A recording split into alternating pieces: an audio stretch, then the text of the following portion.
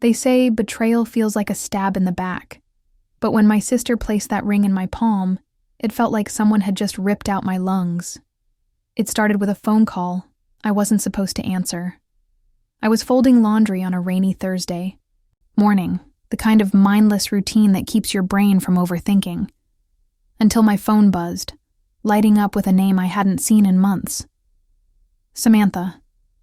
My sister and I hadn't been close lately. Not since Jake came into the picture. He said she was toxic, dramatic, that she was jealous of our happiness. So I believed him. I always did. When I picked up, her voice was shaking, rushed, almost as if she wasn't sure she should be calling me at all. Emily, I need to see you. Today. It's about Jake.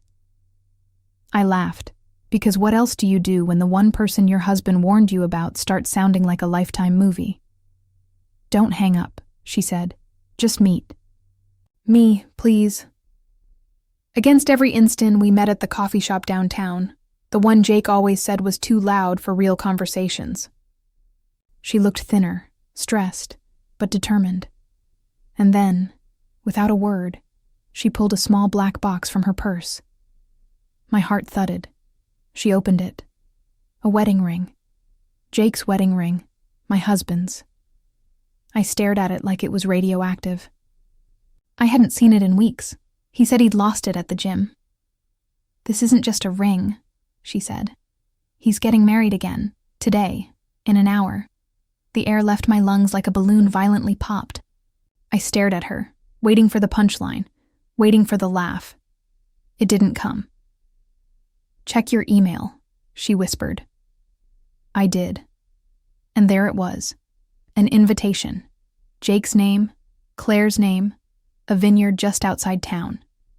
3 p.m. Today. I should have screamed. Thrown the coffee.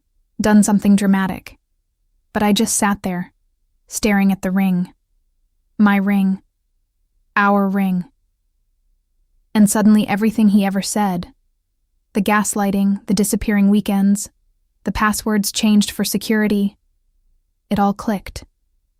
He didn't just lie. He built an entire second life. The thing is, I didn't cry. Not right away. I just smiled.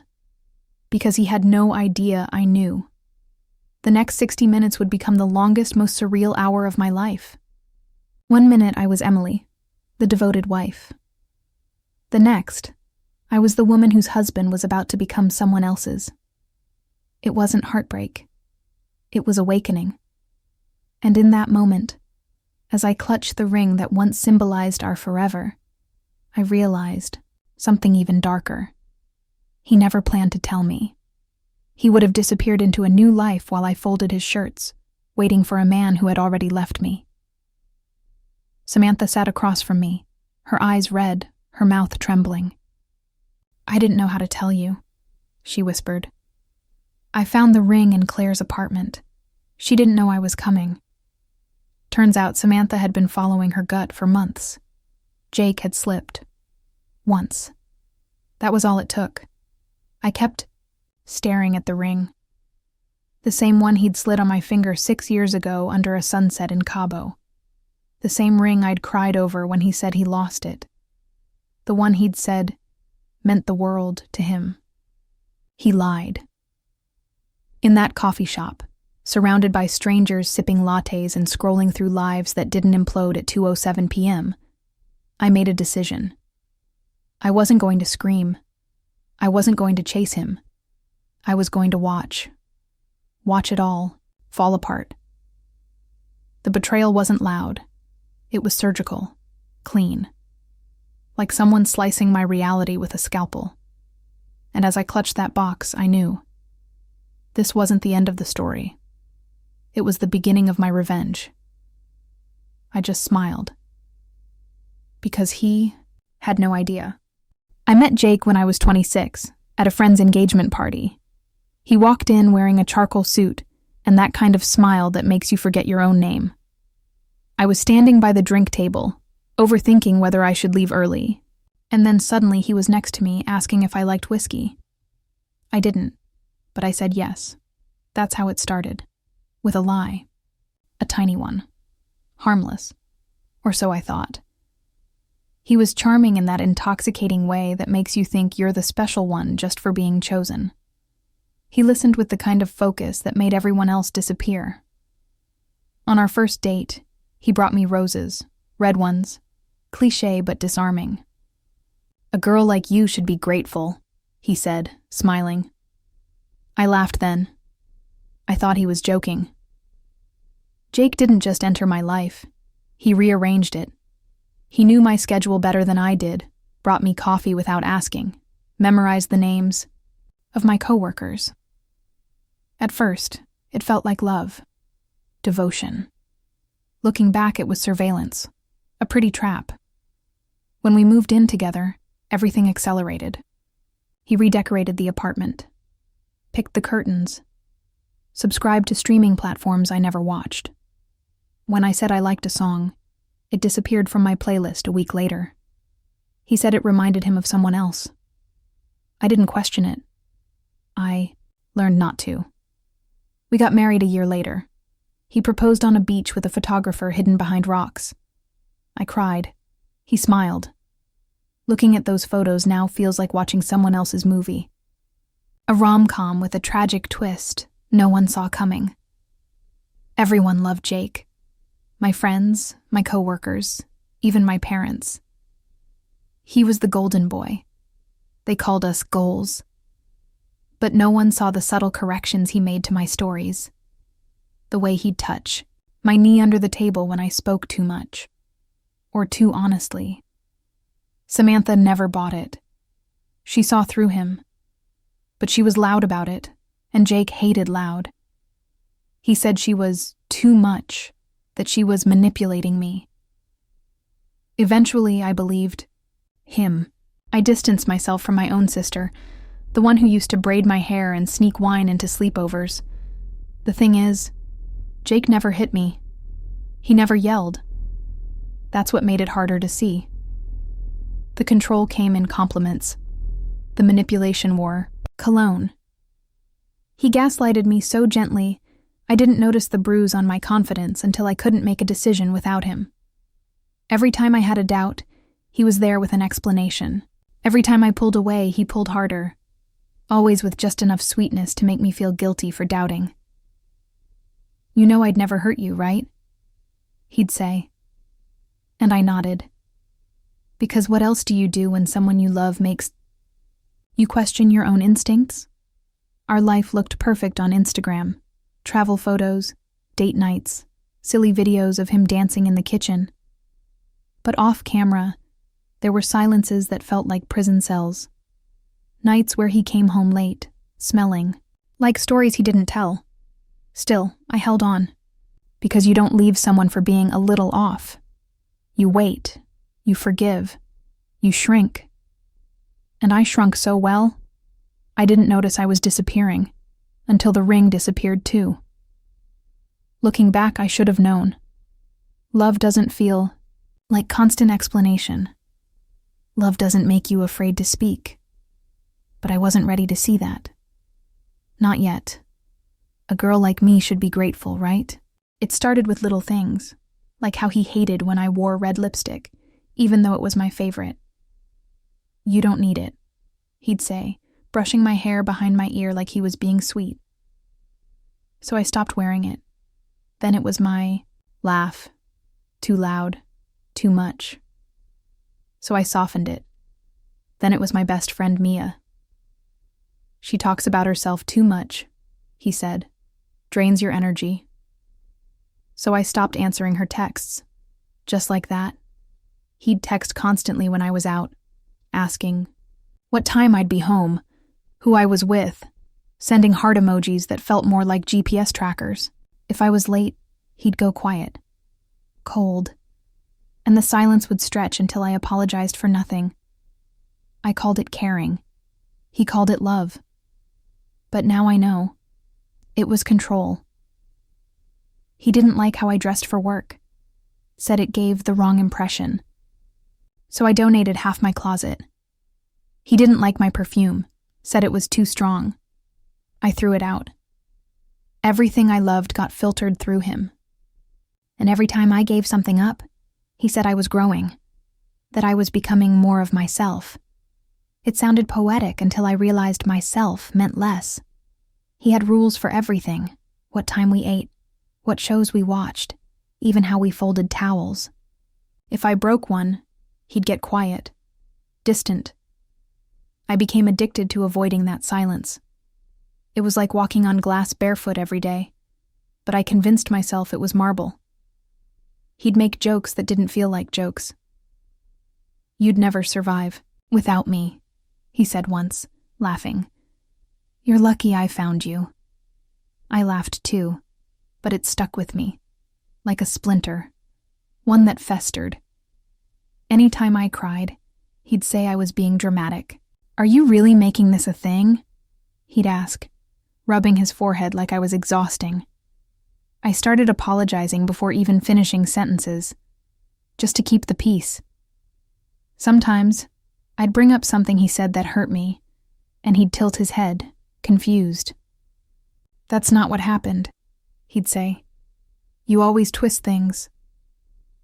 I started doubting my memory, my own voice. That's what gaslighting does. It turns reality into a maze you can't escape. He isolated me masterfully. Every person who challenged him suddenly became toxic or jealous. By the time he was done, I had no one left but him, and he liked it that way. Because now I didn't have mirrors to see myself through, only his. The intimacy faded quietly. He was too tired or stressed from work. He blamed me for being needy, for always wanting something. So I stopped asking, stopped touching, became invisible in my own bed. And when I started pulling away emotionally, trying to reclaim pieces of myself, he turned up the charm. Surprise flowers, weekend getaways, love notes that smelled like manipulation. I called it getting back on track. But it was always a cycle. Kindness followed by cold. There was one night, I remember it like a scar. I asked him if he was seeing someone else. He smiled, slow and cruel. "You're projecting." That's what he always said when he was lying. He lied. I knew it. I felt it. But he made me feel crazy for even asking. That's the thing about emotional abuse. It's quiet. It doesn't leave bruises. It leaves echoes, doubts. You become the unreliable narrator of your own life. And yet, I stayed. Because I believed I was the problem. That if I just loved him better, softer, he'd be the man I first met again. But he wasn't coming back. Because that man never existed. That's what gaslighting does. It turns reality into a maze you can't escape. The vineyard was 28 minutes from the coffee shop. Samantha drove. I couldn't. My hands were shaking too much. The sky was painfully clear, the kind of blue that felt offensive. Like the weather should have known it was the worst day of my life. As we got closer, my stomach knotted so hard I thought I'd throw up, but I didn't. I stayed silent, focused. It was like something inside me had flipped from panic to precision. We parked on a gravel road behind the tasting room. There were cars everywhere. I recognized one, his. Black Mercedes. Clean like he always kept it. I used to vacuum it for him before work. I stared at it and felt nothing. That scared me more than rage would have. I wasn't there to crash the ceremony. I was there to witness it. To confirm, with my own eyes, the thing that had already shattered me. Samantha handed me a pair of oversized sunglasses and whispered, "You sure about this?" I nodded. My voice was gone, but my will wasn't. We walked around the side, keeping behind trees and walls. I could hear laughter, music, and then I saw him. Jake, standing by a white arch covered in roses, smiling, laughing, holding hands with Claire. Her dress was simple, elegant. I recognized the earrings. I bought them on a weekend trip. He told me they were too much for me. I gave them away. To Goodwill, I thought. But there they were, on her ears. He kissed her cheek. She giggled. Someone took photos. My heart didn't break. It burned. My reality was being photographed like a Hallmark movie, and I was just a deleted, seen, forgotten, cut. They read vows, personalized, rehearsed. She said, "I knew from the moment I met you, you were mine." I almost laughed. Because I knew the moment I met him, I was his. That's the difference.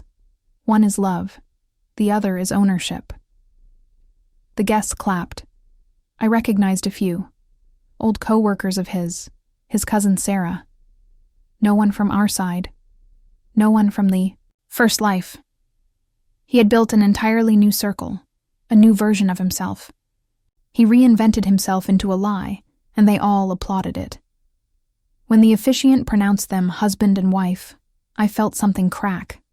Not my heart, my denial. The last thread of hope that maybe this was a mistake, a misunderstanding. But no, this was his choice, his ceremony, his betrayal, his exposure. And then, Claire slipped the ring onto his finger, the twin of the one I held in my hand, the one Samantha found. That's when I knew he'd had two made. One for each life, like a magician with two decks, one to hide, one to impress. He lied to her too, Samantha whispered, and that made it worse. Because it meant he hadn't just betrayed me. He was still betraying, still lying, still rewriting the narrative with a smile. As they kissed, Samantha took a photo. I didn't stop her. One day I'd need proof. Not for court. For myself. To remember how real the betrayal was. To stop myself from rewriting it later into something softer. We left before the toasts. I didn't want to hear what fake stories he told about love and loyalty. I'd already heard his script before. He used to perform it for me. The silence in the car on the way back was suffocating. Samantha kept glancing at me like I might break, but I didn't. I sat there, clutching the ring box, staring out the window. It was June 3rd, 3:41 p.m. The moment my marriage died, publicly, beautifully, and completely. He thought I wouldn't find out. He thought I'd stay folded in the life he left behind. But I saw everything. And something in me started to shift. It wasn't heartbreak. It was rebirth, a cruel kind of freedom. He thought I wouldn't find out. When I got home, the walls felt like they were pressing in on me. Every framed photo on the wall mocked me. Jake holding my waist, kissing my cheek, laughing like he meant it. I wanted to rip them down, burn them. But I couldn't move. I just stood there, clutching that damn ring like it could explain everything if I stared hard enough. The quiet was unbearable. I hadn't realized how much of the house was filled with his noise. His podcast playing in the kitchen, his keys dropping on the counter, his voice echoing down the hallway. Now it was just me, and the sound of my own breathing. I collapsed on the living room floor, still in my shoes. The kind of crying that came out of me wasn't gentle. It was guttural. Animal. Years of swallowed pain pouring out all at once. My body shook. My face burned. But I didn't stop. I couldn't. Every flash of memory felt like a slap. The time. He promised me forever. The way he called me his ride or die. The Sunday mornings in bed, the plans, the shared grocery list. All of it had been a lie. A performance. I wasn't his partner. I was a placeholder. I texted him. Just one word. Congratulations. I watched the 3 little dots appear, then disappear. He didn't reply. Not that day, not the next. Silence. Like I never existed. Like 6 years could just be erased, rewritten. I checked our shared accounts. The money was still there. For now. The rent was paid. For now. But I knew this wasn't just emotional betrayal. It was logistical, financial, total. I wasn't just grieving a man. I was untangling a life. I tried to eat. Couldn't. Tried to sleep. Failed. My body was in survival mode. Heartbreak wasn't the word. This was heartbreak and humiliation. This was betrayal and erasure. I didn't just lose a husband. I lost my place in the story I thought we were writing. I called my mom, told her everything. She cried, said she always had a weird feeling that he was too perfect. I hated that. The hindsight, the useless warnings that only show up when everything's already broken. People started texting. Samantha must have told them. Mia reached out. I never stopped caring, she wrote. I always knew something was wrong. I didn't respond. I couldn't bear the weight of everyone being right except me. I looked in the mirror and didn't recognize myself. My eyes were puffy, red, my skin pale. But more than that, my face looked hollow. Like I'd aged 5 years in 5 hours. Like grief was eating me alive from the inside out. I replayed it all in my head 1,000 times. What I missed, what I ignored, what I excused. I felt stupid, ashamed. Like I'd handed the knife to the man who stabbed me and then apologized. For bleeding, he had built 2 lives, 2 weddings, 2 realities. And I was the ghost in both. That night, I didn't sleep. I sat on the floor with a bottle of wine and the wedding album in my lap. I flipped through it page by page until I reached the last photo. Cabo, sunset, his eyes on mine. You'll always be safe with me, he'd whispered that night. He lied. I handed the knife to the man who stabbed me, and then apologized for bleeding. The next morning, I woke up on the couch with a stiff neck and a dry mouth. My phone had 17 missed calls, 5 from Jake, 12 from an unknown number, 1 voicemail. My heart raced.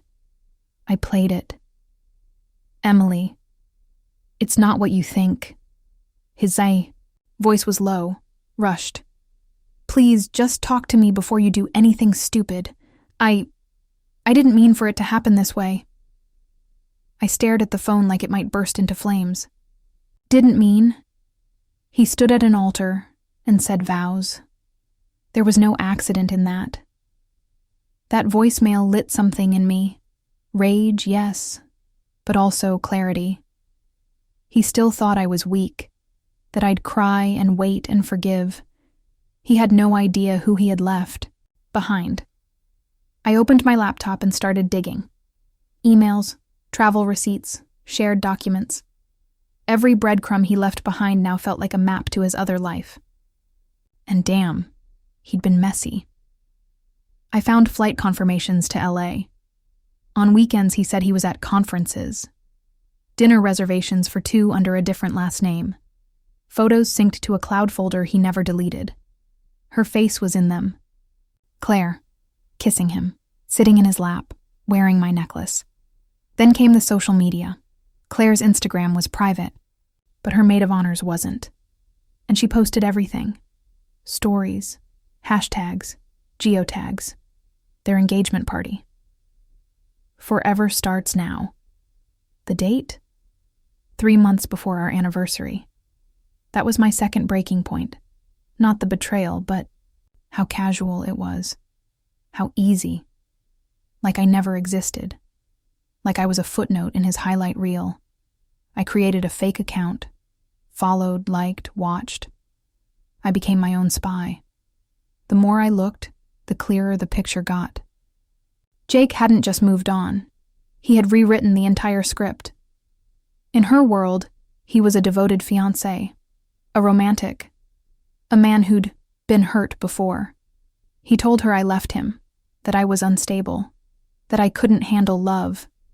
Her friends commented things like, "You deserve the world, Claire. So glad you found a real man." I wanted to scream. But instead, I saved every screenshot, every lie. I messaged Claire, just once. "I hope he told you everything, especially about Cabo." She never replied. But she blocked me. That said enough. I reached out to an attorney. Not for revenge, yet. For protection. I needed to know my rights. What was mine. What he couldn't touch. It felt like the first real step toward reclaiming my life. Samantha helped. She brought wine, legal pads, and her laptop. We built a timeline. Dates, receipts, contradictions. We laughed once, when we found out he'd recycled the same proposal. Speech. Word for word. He wasn't even original in betrayal. The more I uncovered, the less I cried. Each lie was a brick, and I was building something with it. Rage, resolve, rebirth. Jake kept texting. "Can we talk? You're overreacting. You're ruining my life." That last one made me smile, because for the first time in years, I had power. He begged. I ignored. He never expected me to fight back. But I wasn't fighting. I was documenting. Strategizing. This wasn't over. Not yet. But I was no longer the girl he abandoned. I was the storm he didn't see coming. He begged. I ignored. I didn't want drama. I wanted dignity. But revenge? That I craved like oxygen. Not the loud, screaming kind, the quiet kind. The kind that looks like grace but cuts like glass.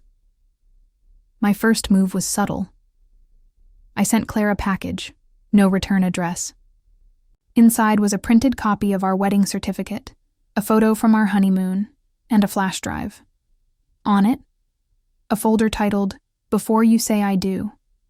It included emails, voice memos, and one video clip of Jake, shirtless in our bed, calling me his forever. It was time-stamped. Dated just 2 months before their wedding. I didn't hear back from her. But 2 days later, I checked her, maid of honor's Instagram. The wedding photos were gone. The congratulatory captions deleted. I smiled. Because he had no idea which domino would fall first. Then I called Jake's job, not anonymously. I gave my name, my marriage license, and forwarded screenshots of the bigamous ceremony. His company had a morality clause, and Jake was in breach. He always said, "I'm the backbone of this firm." Well, the backbone just snapped. They put him on leave, indefinitely. He texted me in all caps. "What did you do?" I didn't reply, but I saved the text, just in case. Next, I updated my socials, quietly, strategically, a new profile picture. Just me, smiling, strong. My bio? Rewriting my story, one truth at a time. People noticed. Old friends reached out, support poured in, and Jake. He watched it happen. I know because he viewed every story.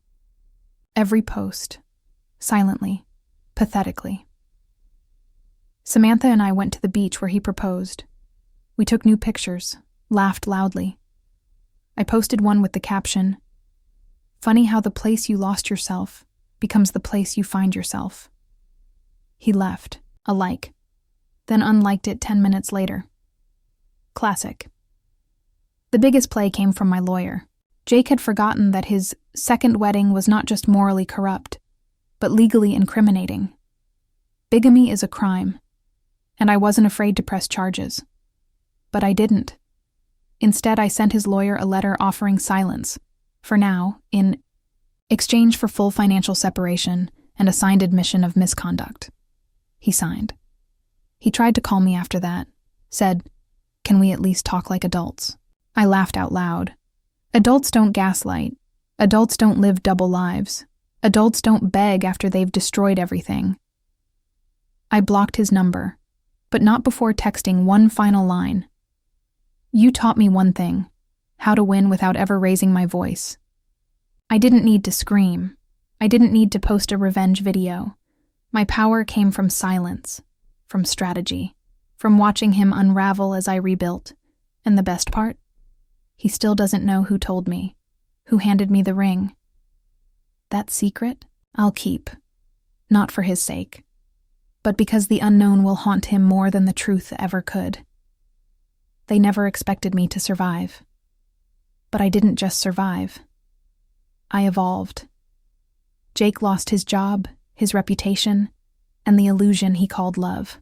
And I got my life back, piece by piece, on my own terms. You taught me one thing, how to win without ever raising my voice. 6 months later, I woke up to the sound of birds outside my window instead of the silence of dread. My apartment's smaller now, cozier, mine. Every piece of furniture, every scent in the air, chosen by me, for me. There's peace in that. Real peace. Not the performative calm I used to fake around Jake. I go to therapy every Tuesday at 10 a.m. My therapist says I'm doing the hardest part, learning to trust my own voice again. Some days I still doubt it, but those days are fewer.